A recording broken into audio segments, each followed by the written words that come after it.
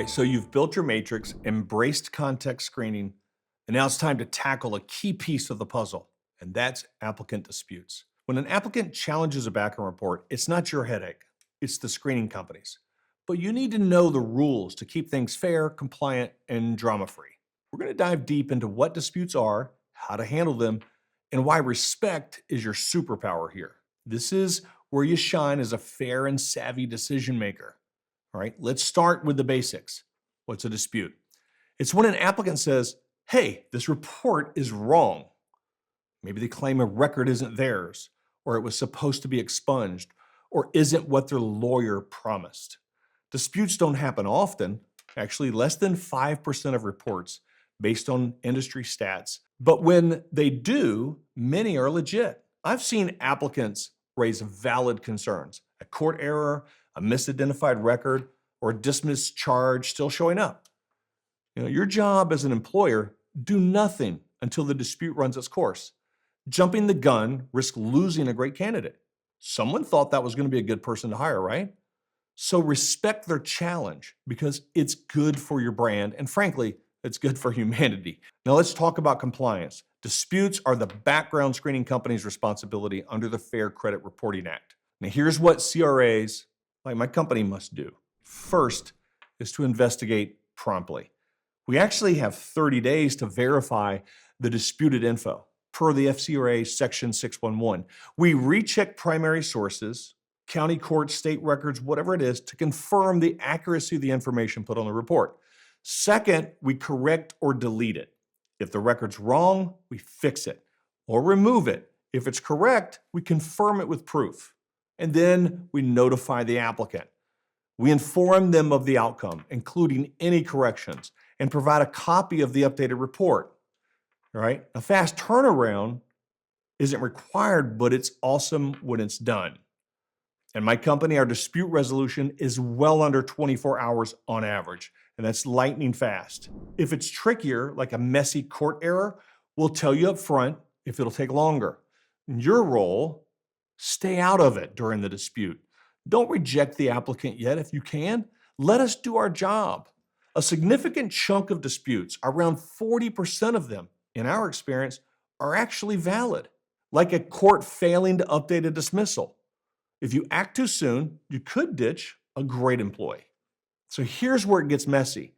We get dispute calls all the time, all right, where an employer rejects someone based on their matrix and then tells them, call the background screening company and ask why. That's not how it works. If you're denying someone a job because of your matrix, don't send them to us to explain it.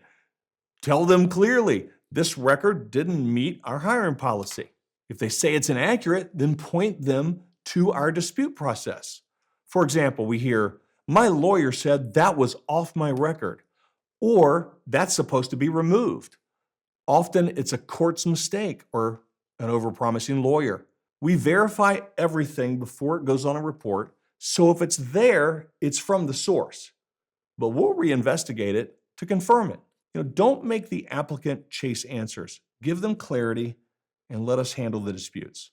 Now let's talk about the bigger picture. Recovering from bad life choices is tough. It takes time and it hurts. When an applicant disputes or you're reviewing a hit, treat them with respect. Maybe they've done the work, community service, sobriety, steady jobs, like we saw in the context screening last session. If you've done the EEOC required individualized assessment for Module 5, share the resources with them. Share them some job training programs, career counseling, or even tell them when they would be able to reapply. Why? Because they applied because someone saw potential. They got the background check because someone saw potential in them.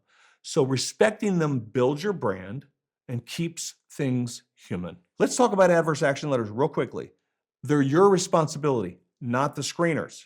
If you're denying a job based on a background report, the FCRA says you must send a pre-adverse action notice with a copy of the report and their rights and give them 10 days to dispute. That's when the disputes happen. So you wait for the dispute outcome before deciding. If you proceed, Send a final adverse action letter confirming the denial. Many screeners, like us, will actually send these for you, but check their process, okay? Because big fines hide right here. A 2018 FCRA lawsuit cost the company $3 million for sloppy adverse action notices. And here's a huge risk: unclosed screens. We audit clients and find reports with no final decisions, no final status. And that is a legal trap.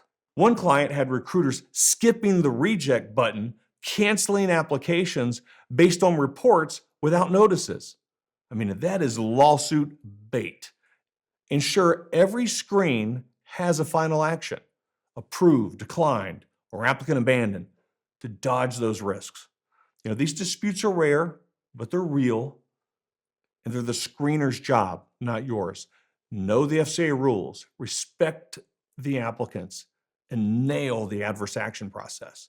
Don't let sloppy decisions or unclosed screens cost you fines or talent. You're not just screening. Remember, we're building that fortress of fairness and compliance. Next, we're going to be taking a look at some key terms you need to know in this industry.